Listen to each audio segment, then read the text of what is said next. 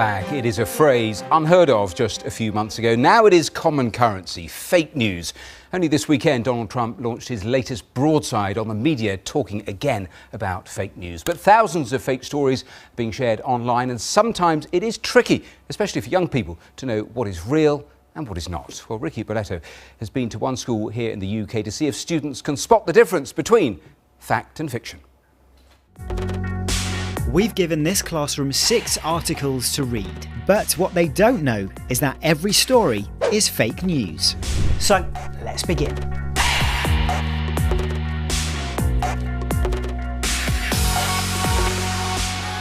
So, what's the verdict? I love the UFO one because you can see it really clearly, and most other pictures with like UFOs and stuff like that you can't really see clearly. I would share the baby one. The one that I most enjoyed was the baby one. When I was a baby, I was quite heavy, so I think I believe this. Do you think that picture's real? Yeah. I would say the UFO one. It's just all the detail, because you don't really see a story like that every single day. I think it's real. I don't think they'd put it in if it wasn't real. Maybe 1 or 2 were not true. They just sounded a little bit weird. What if I told you that every story here was fake? I wouldn't believe that. I would be surprised. I'm telling you that all of these stories aren't true. They're fake news. Oh, whoa. They look like they were actually on the news. I don't know what to say.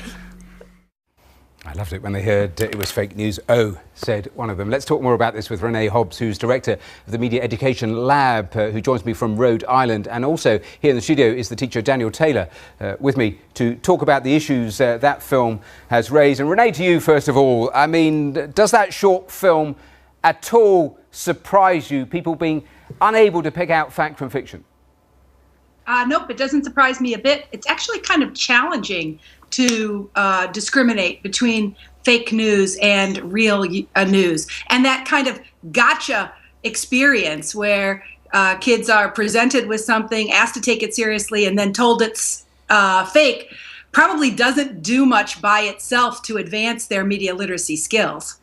I'll come back to perhaps what is needed in a moment, but Daniel, you're there in the classroom dealing with students. What do you actually say to them, tell them about fake news, and how do you actually help them navigate through this? Yeah, I think the biggest thing is to first identify what is fake news, to help them define that, help them have a structure around that, and understanding that there's multiple parts to that. That's not just fake news, but that there might be some funny articles that are just for humor. There might be some opinion pieces. Then there's some factual pieces. And how do you differentiate? And then from that, what we really look at doing, the biggest thing you can do for the kids is give them an opportunity to challenge things within the classroom and within the culture of the school itself. Be comfortable with allowing them to challenge that. So if they can do that, they start to challenge what they read instead of just buying it for what it is. That's interesting. Let's go back to Renee. I mean, in terms of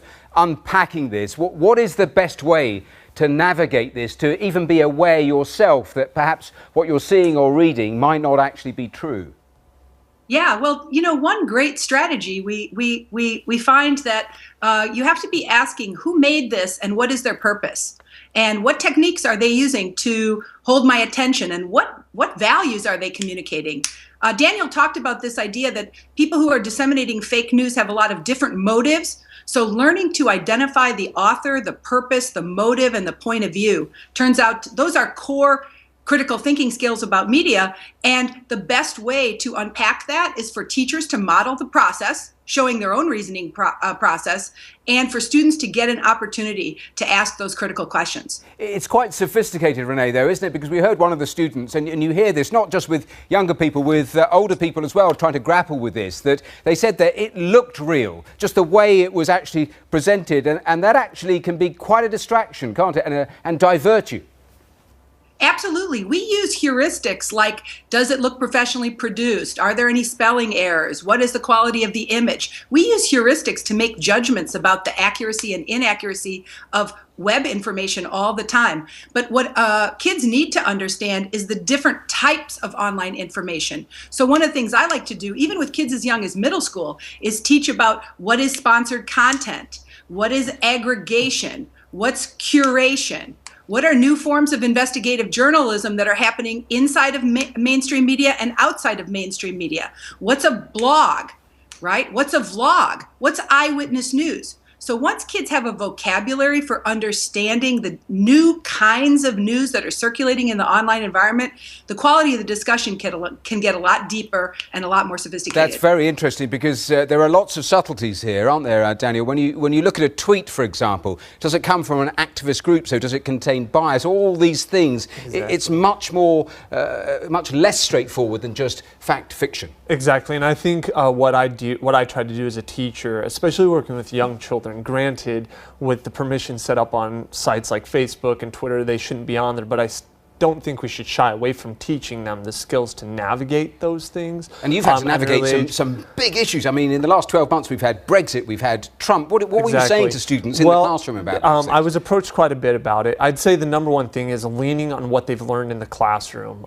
One thing that we really push our children to do, at least in the schools that I've worked at, is don't rely on one source, but see if you can find multiple sources. So if you're doing a history research project or you're doing a science project, you don't just pull one bit of information from the internet or from the book. Use multiple resources. And the other thing too is I always tell my children, if they're going to get information from Facebook, Twitter, or any social media, don't take it at face value, even if it seems completely reliable. See if that is being disseminated from reliable news agencies. Renee, it was interesting. There was some fascinating research done in the tail end of last year with people actually deliberately exposing people to fake news just so their brain actually recognised what to actually look out for to set the alarm bells ringing. Would you say there's sense to that? Well, I think it's probably okay to get used to the idea that news may look like it comes from mainstream media, but actually come from a public relations firm, for example, right? So I do think that, exposing kids to fake news in the classroom is probably a good idea, because too often teachers will only put high quality vetted material in the context of a teaching and learning activity in history or English or health education or the sciences. And then kids, if that happens, if teachers don't provide any opportunity to talk about, well, what kids encounter in the real world when they go online, then they'll never get the chance to learn how to make those discrimination skills, those judgments. That's why we like activities that actually involve kids in making their own judgments about what's credible and incredible. And what is not. Renee, we have run out of time, but Renee Hobbs, Daniel Taylor, thanks very much. We're back in a moment with the latest from Los Angeles on Envelope Gate. Don't go away.